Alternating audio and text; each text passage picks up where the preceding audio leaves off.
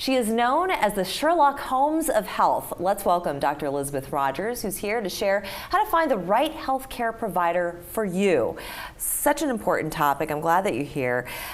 I got to start it off by saying, how picky can we be when there is such a shortage of doctors and healthcare providers out there? Because some people, they've got a 6-month waiting list before a doctor is willing to see a new patient. Exactly, and I think the point you're also getting at is that things aren't the way they used to be, right? There's not just one family doctor in town that everyone knows and trusts. So today we have doctors, specialists, naturopaths, we have health coaches, holistic practitioners, spiritually focused healers, chiropractors, nutritionists, dietitians, and honestly, there are just straight up con artists out there. Oh, interesting. So not even when it comes to our health and well-being, there's more than just the spectrum of our traditional practitioners now. Can you explain that bit a little bit more? When you say con artists, what do you mean?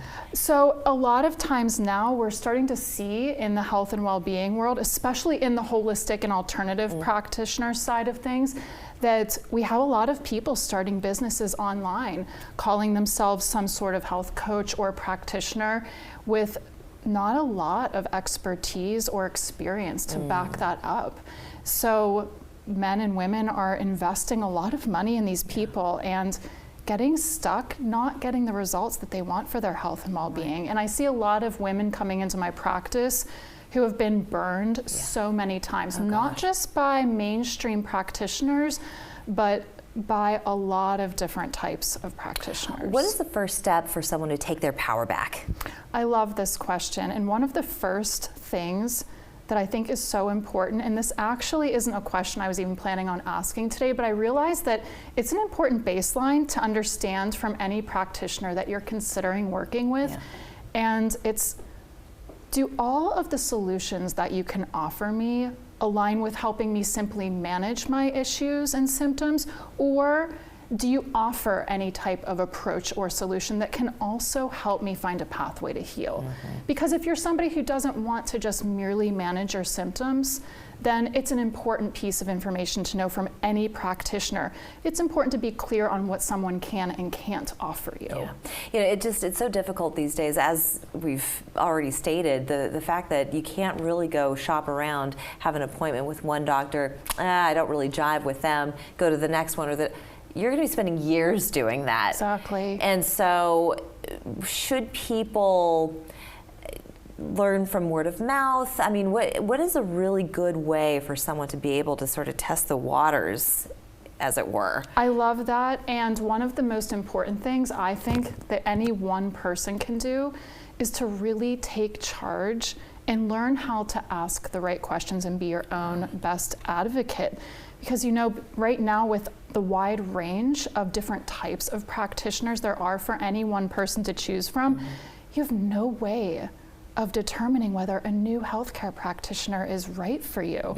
And so many people, when they don't feel good about the advice or the approach they're being offered, they get stuck on that doctor to doctor hamster wheel, because when this one doesn't work out, they'll just go try another, keep getting the same results, and be left feeling stuck and helpless. So people really need to know how to choose a healthcare practitioner that is the right fit for them. But how do you do that when you don't know anything about them? Well, exactly. And to find that good, healthy middle ground, because either someone overdiagnoses or underdiagnoses. So you need to know what your own boundaries are. Exactly. Because what you were saying before we even got started is, say a mother goes to see the doctor, she's forgetful or whatever the case may be, and a doctor just dismisses it, calls it brain fog, versus someone who maybe just needs a change up in their diet but are prescribed all these pharmaceuticals to bring their blood pressure down. So, it's one of those really tricky things, but I think you start today, right? To just know your body, for one thing, and then know what options are out there. And to know that you have the right to look and feel your best. And we really want our healthcare system to reflect that. So the power and all of the answers, they're not held hostage by our doctors and practitioners. We know our bodies better than anyone else, but we're often made to feel like we don't know, Yeah. or that somebody else outside of us knows better than. Yeah. But when we have a list of questions that we can ask with confidence, then it helps us to start to navigate that path with confidence and realize that we can actually achieve the goals that we set for our health. It doesn't have to just be on someone else's terms. Communication and education, very important components. Thank you so much, Dr. Rodgers. You're We'll see you next welcome. time. We're back after this.